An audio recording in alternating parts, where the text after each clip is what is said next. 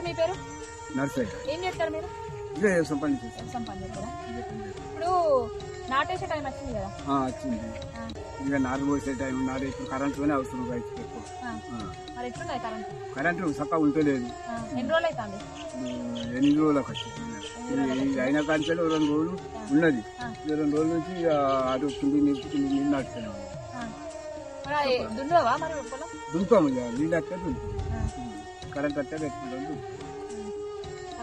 Current అప్పుడు ఇచ్చిండు, కేసీఆర్ ఇచ్చిండు. 24 గంటలు కరెంట్ ఇచ్చిండు.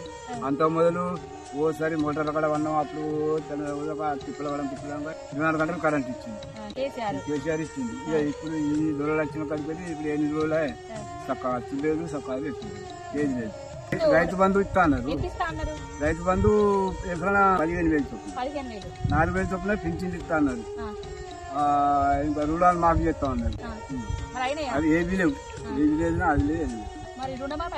కాలే రుణమాఫీ లేదు, ఏది లేదు. అన్ని పెండింగ్ పింఛన్ 2,000 చొప్పున ఇచ్చారు. అట్టే 4,000 అన్నారు. ఇప్పుడు లేనే లేదు. రాలేదు. కేసీఆర్ పాలనే మంచిగా ఉండేది. అల్లకొల్లం నడవని రైతు బంధు అనేది ఇది బందేనే. పింఛన్ ఇది బందేనే. రుణమాఫీ అంటే రుణమాఫీ కూడా బందేనే. ఇంకా ఎట్లయితే ఏమైంది విన్నారు కదా రైతన్న మాటలు. కేసీఆర్ గారు చిలక్కు చెప్పినట్టు చెప్పిండు. మోసపోతే గోసపడతాం బిడ్డ, మనల్ని దగా చేయడానికి కుట్రలు చేయడానికి మన అభివృద్ధిని చూసి ఓర్చలేనోళ్ళు ఎన్నో మాయ మాటలు చెప్తారు, వినొద్దని చెప్పిండు. పాపం రైతన్న నారుమడికి దున్నడానికి రెడీగా పెట్టుకున్నాడు. పొద్దుగాల నుంచి కరెంట్ వస్తలేదట. కరెంటు కోసం చూస్తాడు. చెప్పిండు కేసీఆర్ గారు, కరెంటు తిప్పలైతుంది, నీళ్ల తిప్పలైతుంది, మనోడు మనకు పాలిస్తే ఏ విధంగా ఉంటది, మంది పాలిస్తే ఏ విధంగా ఉంటుందో అని ముందే చెప్పిండు.